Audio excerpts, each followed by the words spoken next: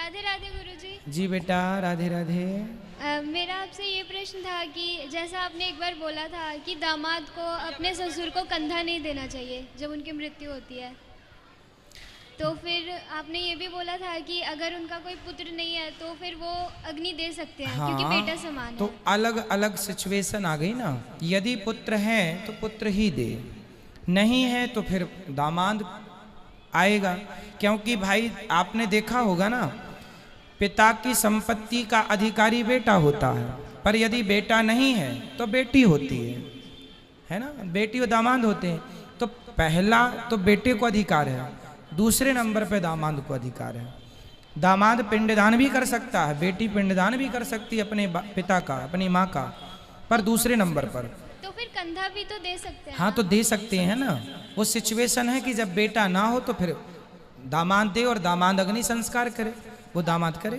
और मेरे छोटे भाई का एक प्रश्न था कि जब राम जी ने रावण को मारा था तो उस तीर का नाम क्या था जिस तीर से मारा था? किसको? राम जी ने? जब रावण को मारा था, राम जी ने जब रावण को मारे थे तो राम जी ने एक साथ बहुत सारे बाण छोड़े थे। वो आग्नेयास्त्र था, तो उसका नाम था आग्नेयास्त्र। तो आग्नेयास्त्र तो अग्नि जाएगी नाभि में तो अमृत को सुखा लेगी। तो आग्नेयास्त्र से भगवान ने रावण की नाभि में बाण मार के अमृत सुखाया, जिससे रावण की मृत्यु हुई।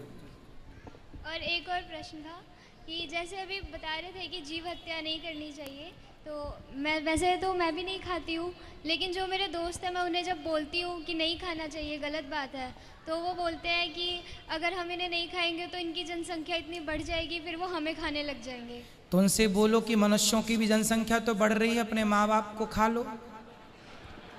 भाई मनुष्य भी तो बढ़ रहे हैं, अनकंट्रोल हैं, तो का आदमी को खाने लगेगा कोई? और उनसे कहना कि जनसंख्या सबकी, मछलियों की जनसंख्या बढ़ेगी तो तुम बेटा उनसे बोलना जो धर्म है वही चलो। बोले जनसंख्या तो फिर बहुत लोगों की बढ़ रही, सबको खाओ। भाई बोलना कचरा भी बहुत बढ़ रहा, कचरे की भी संख्या तो बढ़ रही है। नालियों का भी तो, नाले का बहुत गंदगी बढ़ रही है, वो भी हजम करो खा खा के। फिर सभी तो बढ़ रहा है। फिर जब सबके ठेकेदार बने हो आप जनसंख्या नियंत्रण के, तो फिर सब खाओ। थोड़ा आप लोग जवाब देना सीखिए। धन्यवाद गुरुजी। खुश रहिए। राधे राधे गुरुजी। बेटा राधे राधे। गुरुजी मेरा प्रश्न ये कि सुदामा जी के माता पिता का नाम क्या था?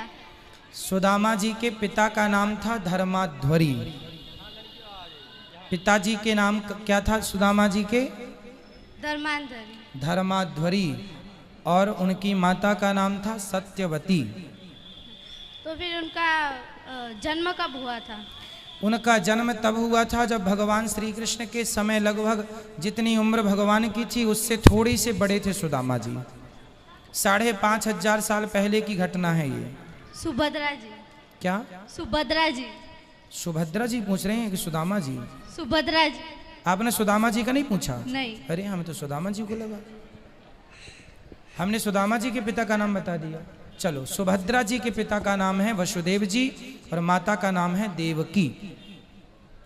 उनके तो कृष्ण लीला में कोई वर्णन ही नहीं है। नहीं बेटा, भागवत जी में लिखा है श्री कृष्ण के होने के बाद देवकी की 8वीं संतान है कृष्ण और देवकी की 9वीं संतान है सुभद्रा। जब वो कंस के कारागार से छूट गए थे तब उनकी एक बेटी हुई थी 9वीं, जो सुभद्रा है, भगवान श्री कृष्ण की सगी बहन है। वसुदेव और देवकी से हुई है, लिखा है ये। धन्यवाद गुरुजी। खुश रहिए।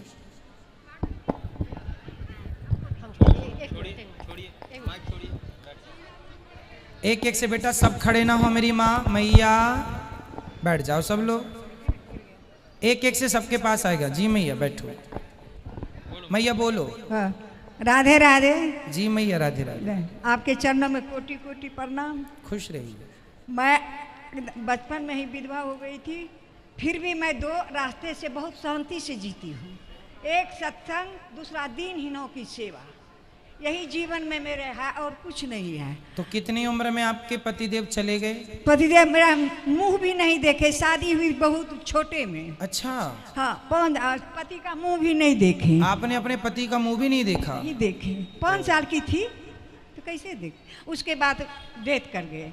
हम मायके ही रह गई। अच्छा, क्या पढ़ लिख करके अपना भाई सब पढ़ा दिए, हम पढ़ करके। तो आपकी कितनी उम्र में शादी हो गई थी? 5 साल में। और विधवा कितने साल में हो गई? 8 साल में। ससुराल नहीं गए और देखे भी नहीं। उसी दिन से हम संकल्प कर लिए कि मेरे जीवन में नहीं कुछ है, जब मुंह नहीं देखे तो हम इसी रास्ते से उतर गए, सत्संग से। धन्य हो मैया, आप जैसी स्त्रियों को ही पतिव्रता कहते हैं इस धरती पे। और आप जैसी माताओं के दर्शन करने से ही पापियों के पाप नष्ट हो जाते हैं। इतनी बड़ी ताकत है, ये सती स्त्रियां हैं। देखो, सारी जिंदगी अपने पति की विधवा रह के गुजार दिया, लेकिन जीवन में किसी प्रकार का कोई दोष नहीं है। यही ये नारियां पूरी दुनिया घूम के देख लेना, केवल भारत में मिलेंगी, दुनिया में कहीं नहीं मिलेंगी। यही है भारत का गौरव, यही है भारत, जहाँ संयम है, जहाँ धैर्य है, जहाँ कोई विषय वासना नहीं है। ये किसी साधु, किसी संत, किसी सन्यासी से कम नहीं है, ये तपस्या है। हम सत्संग से जो जुड़ गई ना, इसीलिए कहीं किस पर ध्यान नहीं गया गुरुजी। जी मैया। और जो भी आए मेरे जीवन में दुखी, दिन दुखी। अब टीचर थी, रिटायर हो गई हूँ। अच्छा। 11 ईस्वी में।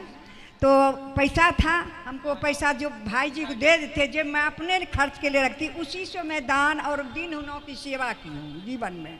और बहुत बड़ी शांति मुझे मिलती है। भागवत कथा से मेरे जीवन में बहुत कुछ मिला था, और इतना मिला था हमको सुख भागवत कथा से, जिसके चलते अथी में अथी लॉकडाउन जो लगा, आपका अचानक खोले, आपका दर्शन हो गया। मैं उसी दिन से इतना लग्न में हूँ कि आपसे के द्वारा मुझे बहुत बड़ी जो अधूरी थी मेरी शिक्षा सत्संग से, वो पूरी हो गई।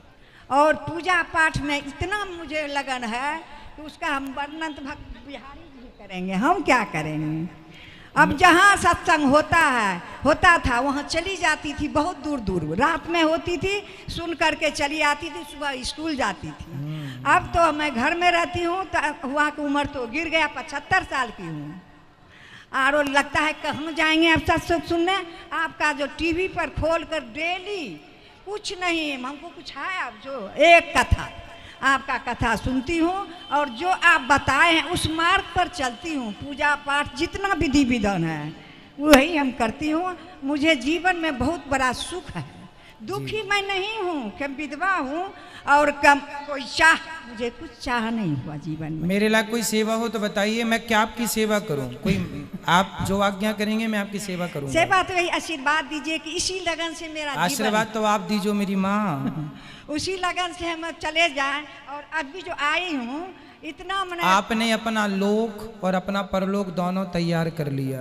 यहाँ आई जो हूँ आपसे मैं करवाने के लिए गोदानी।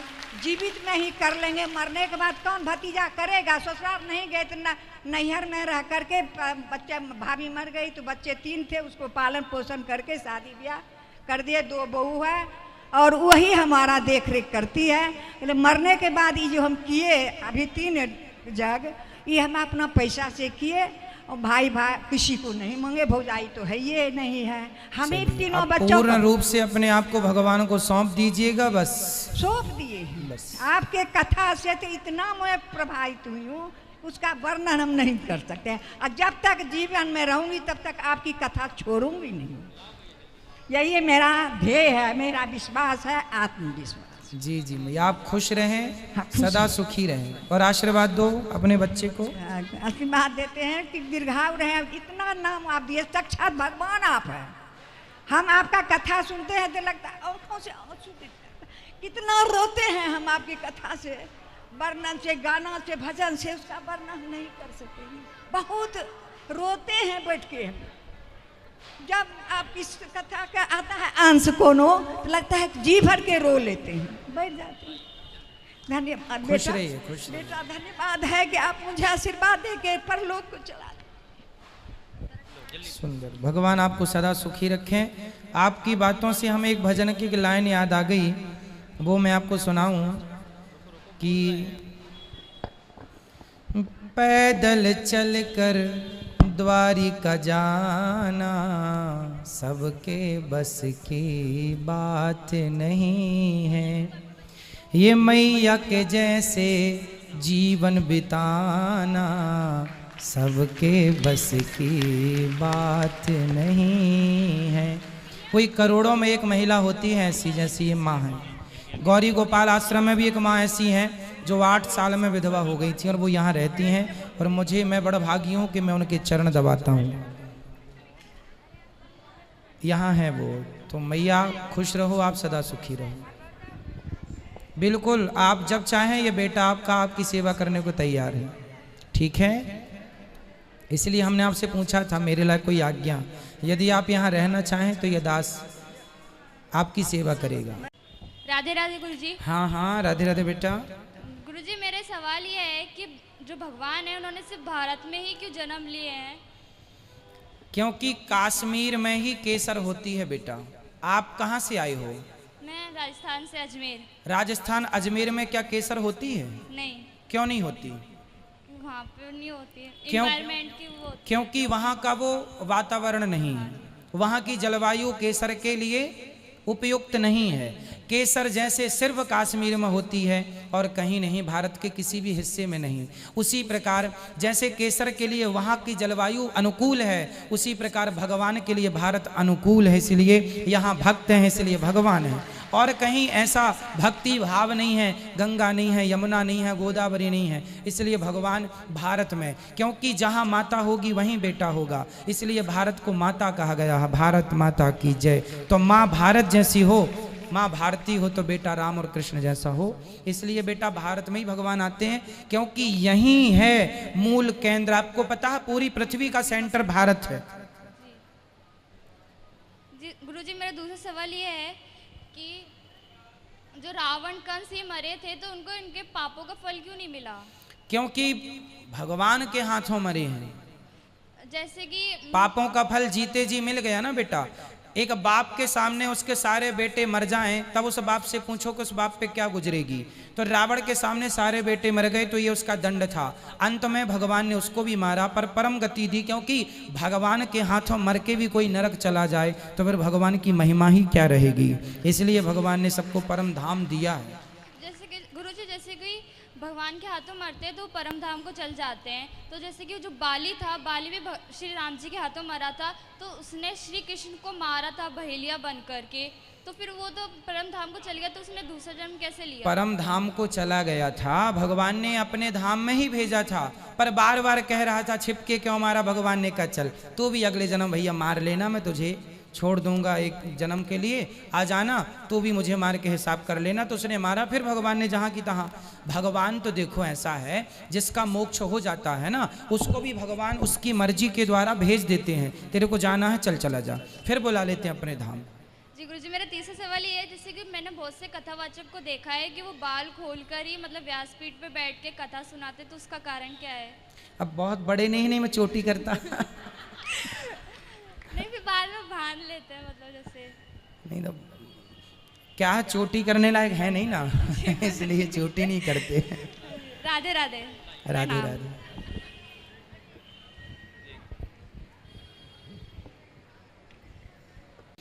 सुनील कुमार पटेल जी, गुरुजी मैं खेती बाड़ी करता हूँ तो मेरे से बहुत सारे जीव मर जाते हैं, तो क्या हम पापी हैं? ना। देखो जैसे हम रास्ते से जा रहे हैं और हमारे गाड़ी के नीचे बरसात में सड़क में कितने मेंढक होते हैं, तो कितने मेंढक हमारी गाड़ी के नीचे दब के मर जाते हैं। वो पाप नहीं है, क्योंकि हमने किसी के ऊपर जानबूझकर गाड़ी नहीं चढ़ाई, हमने किसी को मारा नहीं है। वो तो हम जा रहे हैं, खुद वो आ रहे हैं नीचे, तो जिसके हमने यदि मन से आपको मारा, हमारा मन है कि हम आपको मारें, तब तो हमें पाप लगेगा, क्योंकि हमारा मन इन्वॉल्व हो रहा है।